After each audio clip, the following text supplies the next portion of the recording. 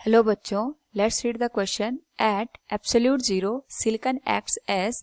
Hair four options are given. Non metal, B metal, C insulator and D is none of these.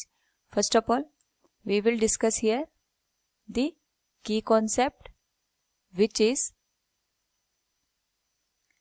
effect of temperature on conductivity of semiconductor.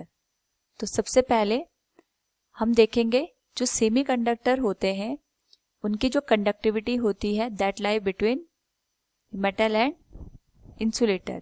तो यहाँ पे जो semiconductor होते हैं अगर हम उसको एनर्जी बैंड थ्योरी के बेसिस पे देखें तो एट रूम टेम्परेचर यहाँ पे कंडक्शन बैंड हो गया, ये वैलेंस बैंड हो गया.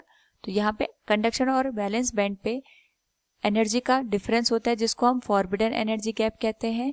तो जैसे ही रूम टेम्परेचर पे हम यहाँ पे बात करते हैं तो यहाँ से कुछ इलेक्ट्रॉन्स निकल के कंडक्शन बैंड में जंप कर जाते हैं, जिसकी वजह से यहाँ पे वैकेंसी क्रिएट होती है जिनको हम होल्स का नाम दे देते हैं.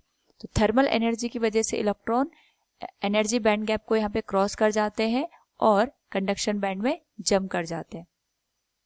बट इन केस ऑफ अगर हम बात करें एट 0 केल्विन या एब्सोल्यूट जीरो, इस पर्टिकुलर केस में यहाँ पे अगर हम बात करें सेमीकंडक्टर की तो सेमीकंडक्टर में अगेन अगर हम यहाँ पे कंसिडर करें conduction band and valence band, तो वैलेंस बैंड में यहाँ पे एब्सोल्यूट जीरो पे जो थर्मल एनर्जी होती है दैट इज 0. यहाँ पे कोई भी टेम्परेचर अवेलेबल नहीं होता है, कोई भी हीट एनर्जी अवेलेबल नहीं होती है कि वो इलेक्ट्रॉन को वैलेंस बैंड से कंडक्शन बैंड में यहाँ पे मूव करवा पाए. तो यहाँ पे जो भी इलेक्ट्रॉन होते हैं वो फॉरबिडन एनर्जी गैप को क्रॉस नहीं कर पाते हैं और जो इलेक्ट्रॉन्स होते हैं वो यहाँ पे एटम के साथ कनेक्टेड रहते हैं और एक तरीके से हम कह सकते हैं जो कंडक्शन बैंड होता है इस केस में एम्प्टी होता है.